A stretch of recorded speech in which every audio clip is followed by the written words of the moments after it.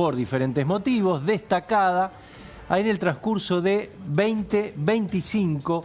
Y la primera invitada es Mariela Fumagalli, a quien vamos a saludar. Ahora voy a decir bien quién es. Ella es antropóloga, pero tiene que ver con el caso de Cristian Graf. No sé si se acuerdan, sí. Gustavo Carabajal, recordemos, una casa que hace 41 años tiene un secreto, un misterio, que es una muerte enterrada en la tierra, ¿no? Exactamente.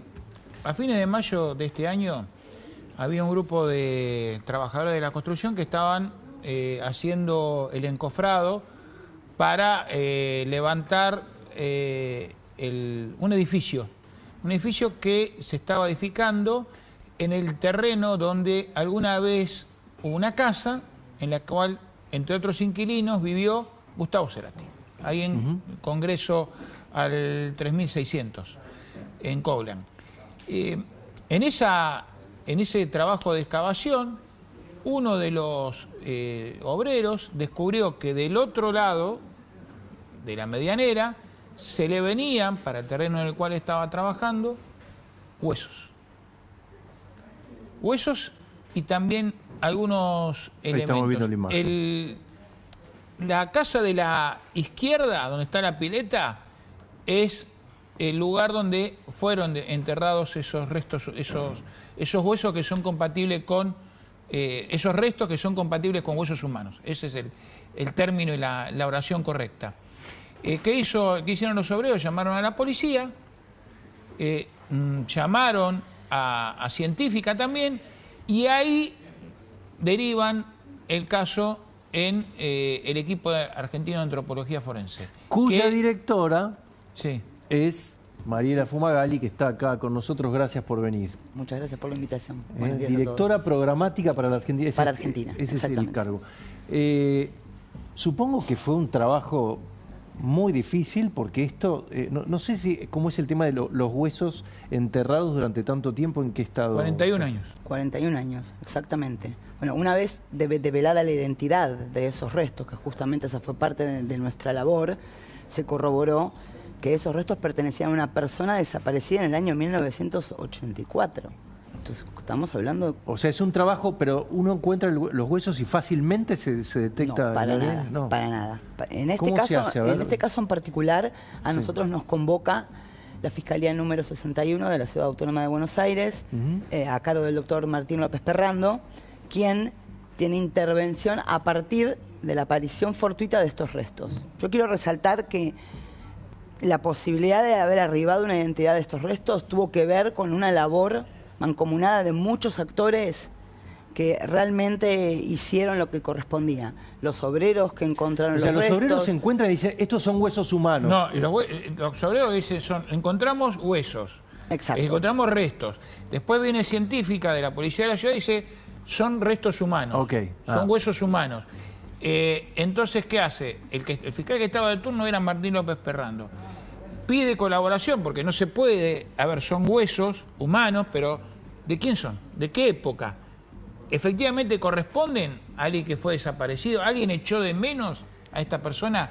Y ahí es donde interviene ella. ¿Y cuánto tiempo se tarda en determinar todo lo que está diciendo los interrogantes? Mira, a nosotros en un principio nos convocan porque se supuso que esos restos tenían que ver con algún delito de lesa humanidad, con restos de personas desaparecidas durante la última dictadura. Nosotros hasta que arribamos al lugar no tenemos ni idea, vamos descontextualizados. Entonces lo que hicimos a solicitud de la Fiscalía fue hacer una segunda intervención en el terreno. Recordemos que la primera fue hecha por la División Criminalística de Policía Federal de la ciudad.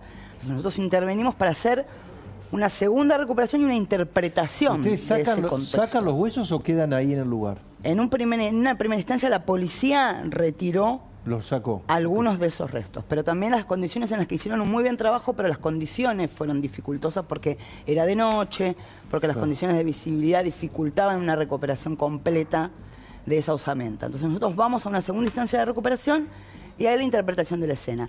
La totalidad de esos restos óseos, así como también la evidencia asociada, que es la evidencia no biológica, algunos artefactos textiles o evidencia asociada que a nosotros nos va a ser de mucha utilidad para poder identificar. El reloj calculadora. Exactamente. Todos esos elementos contextuales asociados. exactamente asociados a esos huesos, nos van a dar a nosotros información para poder establecer que una hipótesis de identidad de a quién pueden pertenecer. Perdóname la ignorancia en este caso. ¿Los huesos están conformados como una persona humana enterrada o estaban todos desordenados? Exactamente, los restos estaban desarticulados justamente por la accionar de los obreros que estaban actuando en el terreno. Entonces no fue una cuestión intencional, simplemente ellos estaban trabajando, removiendo la tierra. Removiendo tierra, y en ese contexto los huesos es que se desmoronan. Entonces lo que nosotros ahí que perdemos, que es información muy importante, el contexto original. Claro, cómo estaba enterrado. Cómo estaban articulados, cómo estaban dispuestos estos elementos asociados, el reloj, el cospel, la indumentaria que esos restos tenían. Entonces perdemos un poco ese contexto. En tanto tiempo los huesos quedan completamente desarmados, ¿no? Quedan desarticulados, es decir, se pierde la articulación el tejido blando, natural y el tejido blando y conectivo entre un hueso y otro. Entonces lo que nosotros recuperamos son elementos óseos aislados. Ahora, toda esa evidencia se traslada al laboratorio. Claro. Esto para responder a tu pregunta. Y ahí empieza una segunda instancia, que es la elaboración de un perfil biológico. Es toda la información que esos huesos nos van a aportar para poder nosotros establecer un perfil de a quién pueden corresponder. Entonces, sí. Lo primero que establecieron ustedes son huesos humanos. Exacto. Son huesos de un hombre, de una mujer, por el ancho de la cadera. No sé si habían encontrado o no la cadera. Si se pueden establecer si es de un hombre joven o de una mujer joven, por el tamaño de los huesos. Y después ahí, vos y tus colaboradores, tus asistentes, tu equipo, mejor dicho, ¿pudieron sacar un ADN? Exacto, claro. La labor siempre del equipo argentino es interdisciplinaria. Entonces hay arqueólogos, hay antropólogos, hay genetistas forenses, hay biólogos. Entonces, una vez realizados todos estos pasos que bien vos decís, que es que se constituye el perfil biológico, es un hombre, muy joven, de una determinada estatura, con un patrón lesionológico también, porque también lo que se determina son lesiones que se observan en los restos. Entonces, una vez que se hace toda esa etapa del trabajo, se extrae una muestra genética. O sea, y vos sabés, perdóname, Pancho, perdóname que le quiero hacer una pregunta por lo que algo que marcó ella. Los patrones lesionológicos.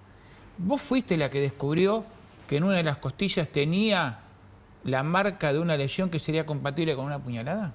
El equipo que intervino en el caso, la directora del laboratorio antropológico del EAF, exactamente. Nosotros siempre el caso lo evaluamos entre distintos profesionales. La directora del laboratorio antropológico es quien descubre y describe, porque nosotros no hacemos dictamen de modo y causa de muerte, sino solo una descripción de las lesiones que se ven a nivel óseo. Entonces nosotros podemos decir, este cuerpo fue sometido o tiene signos de violencia. Pero después quien determina de qué esa persona falleció es el médico forense. Claro. Y la directora, tu colega, describió que esa marca que tenía en una de las, creo que era la cuarta costilla, era compatible con una lesión cortopunzante. Que puede ser de cualquier cosa. Que puede ser, en general, suponemos, un arma blanca. Un arma blanca, sí. Vamos a recordar por qué está Mariela con nosotros. Inauguramos una sección, Los Argentinos del Año, que fueron noticia en 2025, y ella tuvo una destacada labor en el hallazgo del caso misterioso de la casa de Coblan, donde encontraron una persona enterrada hacía 41 años, nada menos. Y bueno, está contando cómo es el proceso para llegar a eso. Una vez que se determina, vos dijiste, joven, hombre, con una herida, después se extrae la muestra de ADN, que es un pedacito de hueso, ¿eso? Exactamente. Primero es la información que esos restos nos aportan. El segundo paso es la extracción de una muestra genética, que se extrae en generar un segmento de huesos largos y piezas dentales. Siempre es en función de cuán completo es ese esqueleto con el que estemos trabajando. En este caso, por suerte, sí hubo posibilidad de extraer 2 muestras. Ahora, ahí tenemos una muestra que se envía al laboratorio genético, que el EAF lo tiene en la ciudad de Córdoba. Ahora, esa muestra por sí sola no nos permite arribar a una identificación. ¿Por qué? Porque identificar es comparar. Con algo. Entonces, obvio, claro. ¿con quién lo comparamos? O sea, ¿a quién puede pertenecer esa muestra? Y en este sentido fue fundamental también el rol de los medios de comunicación. ¿Por qué? ¿Por qué? Porque la difusión de la información, a medida que la información se iba también afinando, ¿no? Porque primero sabíamos que habían aparecido restos, después sabíamos que podían pertenecer a un hombre. Cuando hubo información certera, transmitida de manera sistemática por los medios de comunicación, esa familia que estaba buscando un adolescente desaparecido hace 41 años atrás, se contacta con la Fiscalía y con el equipo argentino. Mirá vos, ¿por qué es que se extrae desde una pieza grande el ADN? ¿Porque es más fidedigno? De los más de 200 huesos que constituyen un esqueleto humano, sí, las piezas donde el ADN está mejor representado son en general huesos largos y piezas dentales. ¿Por qué? Porque tienen mayor cantidad de tejido cortical, que es el tejido duro de los restos óseos de donde hay más posibilidades de extraer ADN. Siempre estamos pensando de casos de extracción de ADN, son casos complejos, son casos de antigua data. Estamos hablando, claro, que no hay tejido pasaron blando, 40 años, no hay tejido blando, restos degradados, restos fragmentados. Entonces la posibilidad de extraer ADN implica un procesamiento con mucha mayor complejidad. Y una vez que tenés la muestra, ¿cómo haces para la identificación? ¿O cómo, en realidad no lo harán ustedes, lo hará algún perito? ¿O cómo funciona? No, en este caso sí lo hicimos nosotros. Ah, bien. Porque nosotros hicimos el cotejo genético, o sea, hicimos la extracción de la información genética concentrada en ese hueso y la extracción de la información genética concentrada en la muestra de sangre entregada por la mamá del fallecido. Bien. Entonces, esa muestra hemática se compara con esa muestra ósea y ahí lo que se genera es un match. Y hubo, claro, y ese match entre fue superior, e hijo. Exactamente, fue superior al 99,99%. ¿Y qué pensaste en ese momento? ¿Qué sentiste? Y para nosotros estamos acostumbrados a trabajar en casos de antigua data, pero muy complejos, donde una identificación en tan poco tiempo, piensen que desde que los restos aparecen a finales de mayo hasta finales de julio, que se produce la identificación, son 2 meses. O sea, para nosotros fue muy sorprendente la rapidez con la que esa identificación se concretó. Pero también el caso presentaba particularidades muy concretas. Era un adolescente desaparecido en la ciudad de Buenos Aires.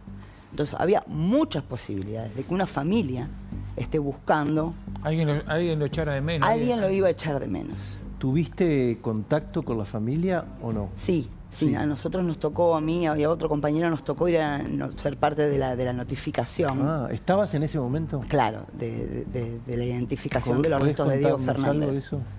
¿Cómo fue? Siempre una instancia de notificación es compleja, es emocionalmente compleja para los dolientes. O sea, imagínense que esa familia estuvo 41 años sin saber qué le pasó a su ser querido. Si vivía. Si vivía. O sea, una mamá que lo esperó hasta el día en que nosotros llegamos a darle esa noticia. Entonces, por un lado es una noticia triste, pero por el otro lado también es una certeza. Es una liberación. Es saber que Diego no es que no quiso volver a su casa, sino que no pudo volver, porque algo le pasó. Y qué le pasó es algo que ahora tendrá que seguir investigando la justicia. Mariela, muchísimas gracias. A ustedes. Elegida por nosotros en esta nueva sección Argentina del Año, por gran aporte. La verdad que imagínate cómo cambia destinos esto que vos, cambia vidas, ¿no? Para bien en este caso, porque la verdad tiene que conocerse. Sí, es la peor noticia, pero es una noticia necesaria para la paz. Totalmente. Así es. Gracias, Mariela. Muchas gracias a ustedes. Felicitaciones desde ya.